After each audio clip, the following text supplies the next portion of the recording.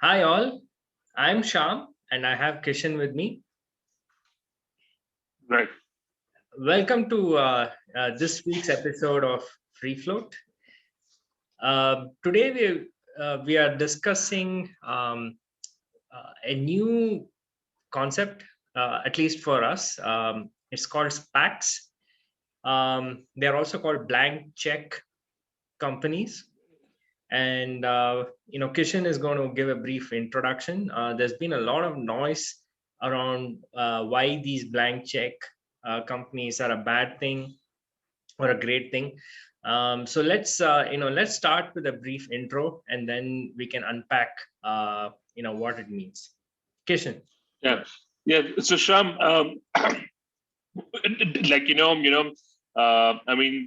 the discourse over, SPACs has exploded on Twitter or like on media.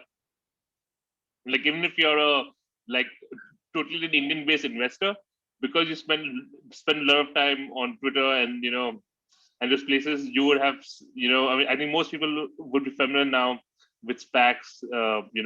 If you just follow financial news. And it's become like the most the preferred route to go public in the last year. About what happens is, uh, you have like a fund which is solely created to acquire a startup which lists which becomes a public company. And this fund, or this company which is created for the sole purpose of like merging with another company, goes and makes an acquisition, and then it takes its startup public. So the more popular ones like recently have been Virgin Galactic. uh, uh, what's the other one? Like Open Door, which has a very interesting business model. And then you have, I think, Renew Power, which is an Indian company, which also has had a SPAC, like acquisition, which is not listing in the US. So you've had some companies which have gone public through this route.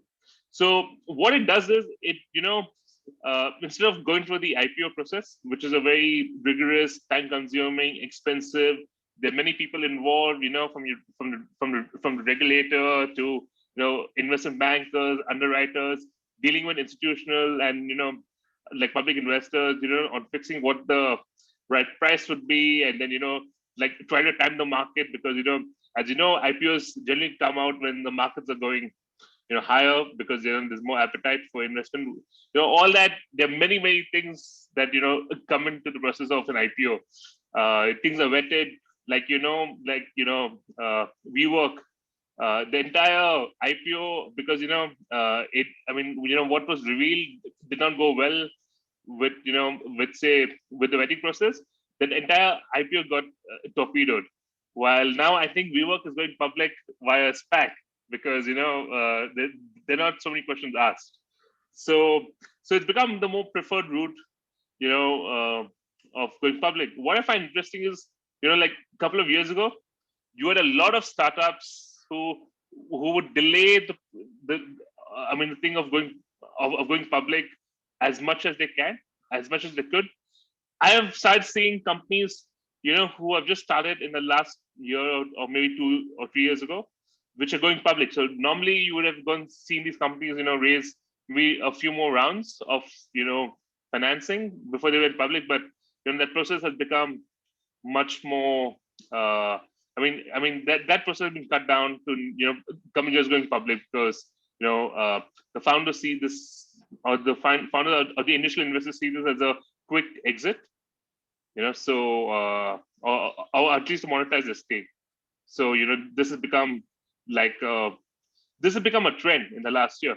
And like you've seen Charlie Munger and all these guys, you know uh, talk very unfavorably about SPACs, because because there's a bull market here, because especially if you see such certain SPACs which have not yet acquired, companies, listing in the market, you'll go acquire them, thinking that they're trading cheap. Maybe they list at maybe $10 or so at close to the face value. So if they make a successful acquisition, then the stock will go much higher. So it's fueled a lot of speculation and a lot of activity in the space.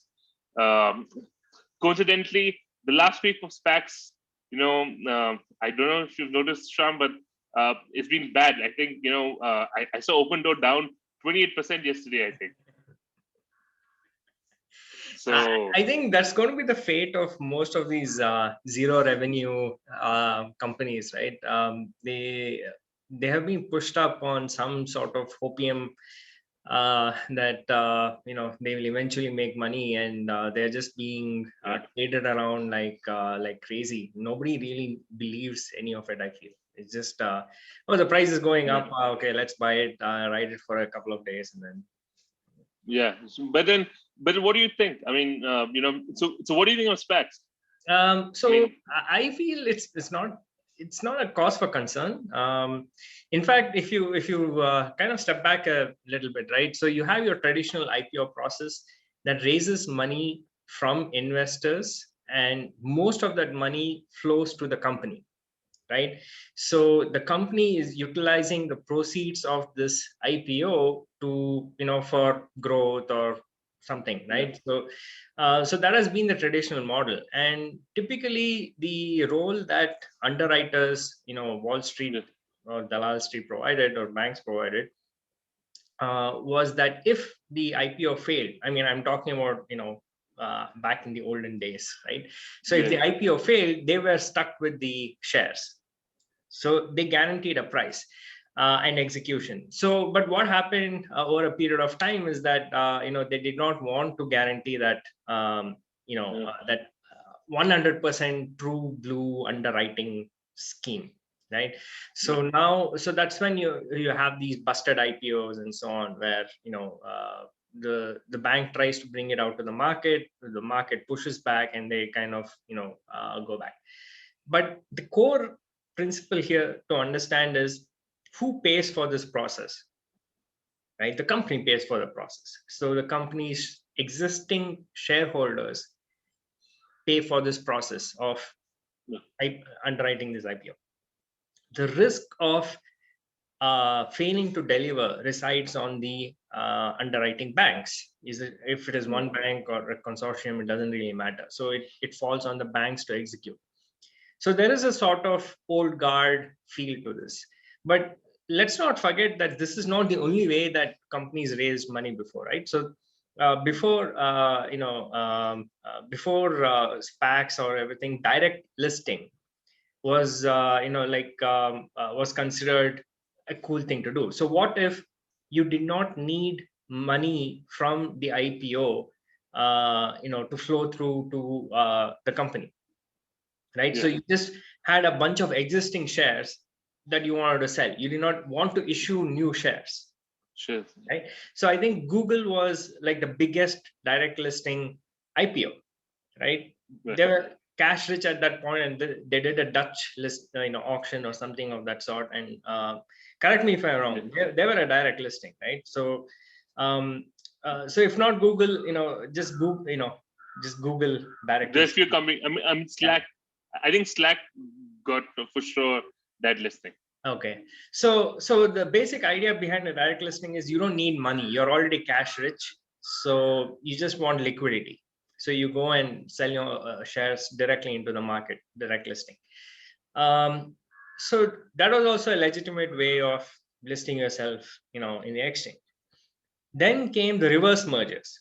So what if you were a big private company, but you did not want to go through an investment bank's IPO process, right? So what you would typically do is find an existing shell company which is already listed, and you merge yourself into that shell company. So that shell company would be trading at as a penny stock, but after you merge yourself into it, you get that real valuation. So typically this route was used by a lot of Chinese companies to to sort of Yeah. So Yeah, reverse mortgage. which is actually kind of what SPACs are doing, almost the same. Yeah, so SPACs are a small variation to this theme, right? Yeah, And in between, the spectrum, you have roll-ups, right? So you have a company created to, get a whole bunch of related companies together, and they will provide the corporate mechanism and a common sort of infrastructure for these companies to grow.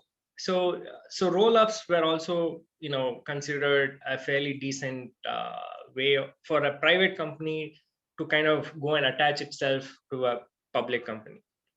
um, right. and before SPACs were a bad word, a lot of Chinese companies did what is called a VIE structure, right? In a VIE, the thing is, and then they will go list the shares of this VIE in NASDAQ or Yeah, NYSE. So when you buy the shares of this VIE, for example, Alibaba or whatever, right, or Baidu, you don't have any ownership rights. It is just kind of like a pointer to a shell in the Cayman Islands, yeah, which may or may not have any relationship to the actual company in mainland China. So right. there were a lot of these structures around, which basically, and the SPAC, I feel, is kind of the ultimate um, personification of when the ducks are quacking, you feed them, right? Yeah. So the ducks here are retail investors who basically don't understand that the reason why we have this whole IPO process um, is sort of, it used to weed out a lot of blade companies, right? So Yeah. if you're a South Indian, you'll understand the term blade companies, right? So fly by night operators. So if when Goldman Sachs comes in and types out a pitch book and sends it to you, it means that some of Goldman Sachs due diligence and it's a brand uh, Right.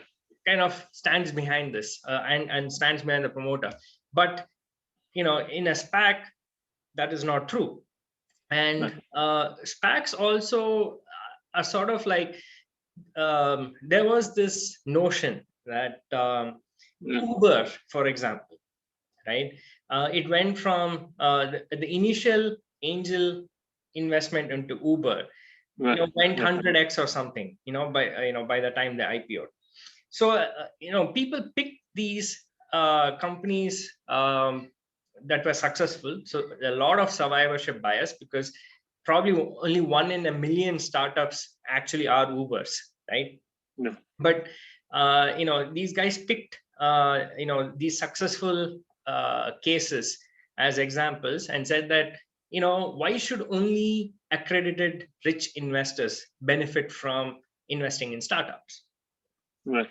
And they said we're going to democratize startup investing, right? And and one way to do that is through this SPAC structure.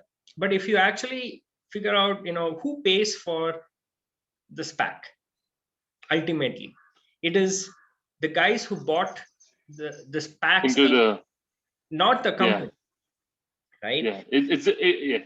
So Yeah. all of that cost is borne by the retail investor. So who is the bakra here, right? So it's the Yeah. bakra is the guy who buys the SPAC before the target has been announced and before it does its Yeah. acquisition. And there are Right. idiots who But think then that they're going to be the next, I don't know, Mark Anderson, right? By yeah. betting on these SPACs, and it's idiotic because even though they list at a $10 NAV, most of that cash is gobbled up by the SPAC's promoter. Yeah. So by the time they actually go and make an acquisition, it's probably like $6 or $7 that is actually there to buy the company.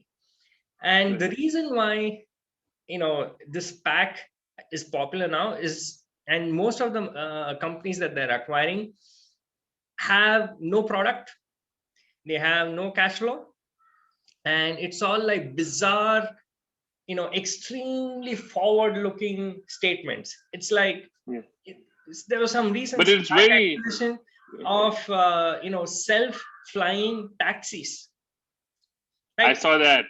What, so it's just mind-boggling. So but they don't have a product, they have jack shit. But then doesn't this remind you of the dot-com boom? I mean, like it's very reminiscent. So during the dot-com, it was all eyeballs, right?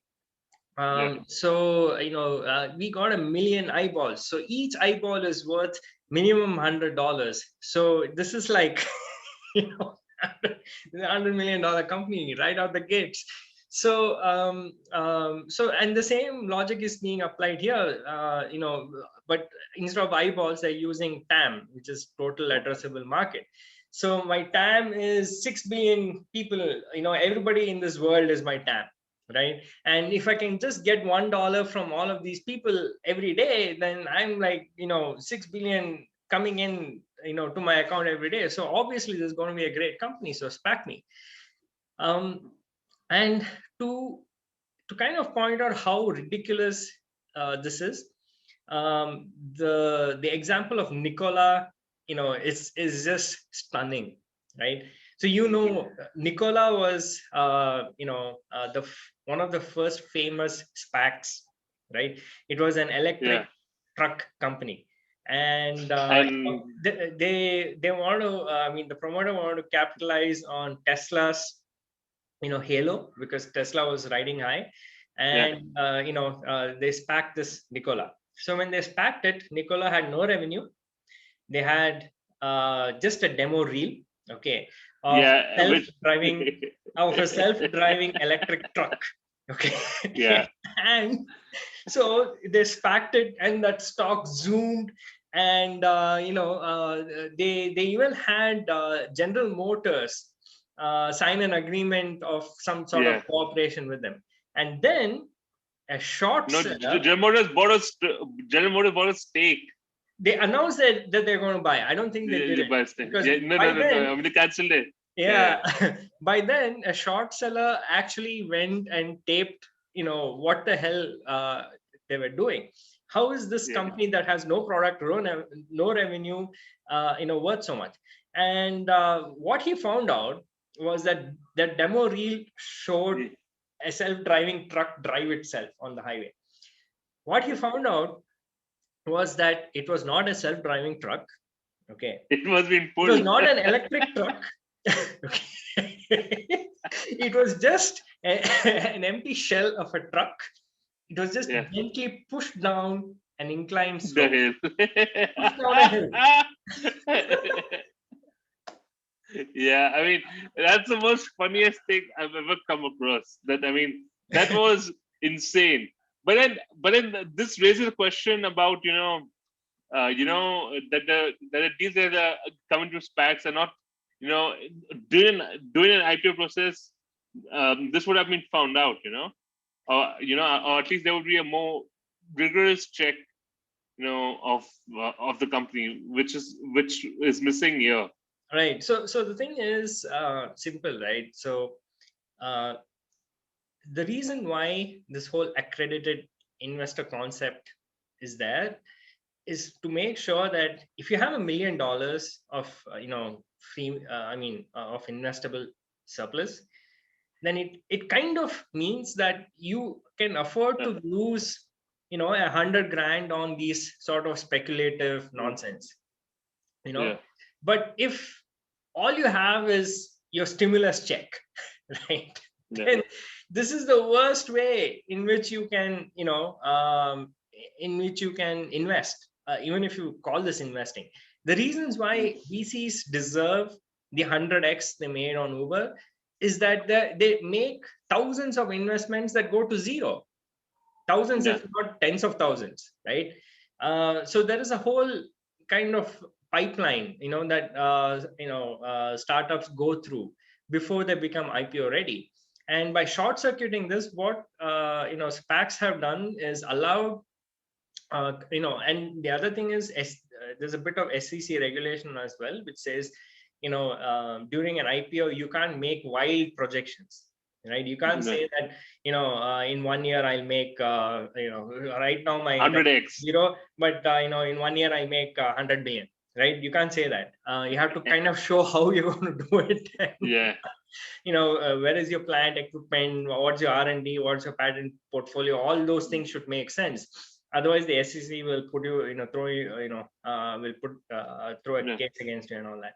But in a SPAC, that is not true, because what it is considered is the SPAC is the company and it is making an acquisition. So, in this, so it's sort of like a legal, loophole, where they can make all these wild, statements and get the merger done. So that's also acting against, especially retail investors' interest. That's what I feel. Yeah. It's how does a investor know whether, what the tech they have, it's just ridiculous. But yeah, is it a big deal though? Yeah, so I think, I think the amounts that you're still talking about are not significant. That I think it's somewhere around $28 billion, that's been raised to SPACs. So obviously, many of the stocks have, rallied from there, but I think the amounts involved are not too much. So it's not a systemic risk. I mean, even if this bubble pops, it would pop because of, the other things happening in the market. It's not, it won't, it won't bring down the rest of the market. It's not that big. And I think most smart investors would understand, the risk involved in most of the SPACs. Right. Let's hope they understand the risk, because, some of these SPACs, I feel there's a lot of demand for, fresh issues. But that demand, I think, is being driven by investors who are looking for lottery ticket type outcomes. And so it's and it's very hard. It's very hard. And I think, most SPACs, there might be one or two smart startups that will take the advantage of this and go public in a cheap way, in a much more cheap, easy way. But to find those companies would be very hard. It will be like, during the .com boom, finding and sticking with Amazon, or Netflix, even in its original avatar, finding these two companies and then sticking, these companies will survive the meteor, and it would have taken a lot of insight and understanding of these companies. So there might be a few companies like this, but most of them, as you say, are junk. Yeah, I mean, the thing is, people just want to buy a lottery ticket. They can just go out and buy a lottery ticket, right? They don't have to buy a SPAC. I mean, the odds of a SPAC paying off is more or less the same as this. And I'm obviously talking about the long term, right? So what are the chances of most of these SPACs surviving the next five years? I don't know. But at least, in the short term, most of what these investors are looking for is, if I buy it at NAV and the SPAC does a great acquisition, then there's going to be a pop, right? So my $10 becomes $20 or $30. Then, I have 3x my investment in within a year, which is a great outcome. So it's one thing if they're just putting a very small portion of their capital on these lottery ticket type outcomes. But I see more and more people kind of, gambling, on this as if it's a legitimate investment. It is not. It's, you should take it for what it is. It's basically a lottery ticket. So Okay, cool. All right. So I hope this discussion was useful. So thank you for joining us. We'll see you again next week. Adios. Bye. See ya.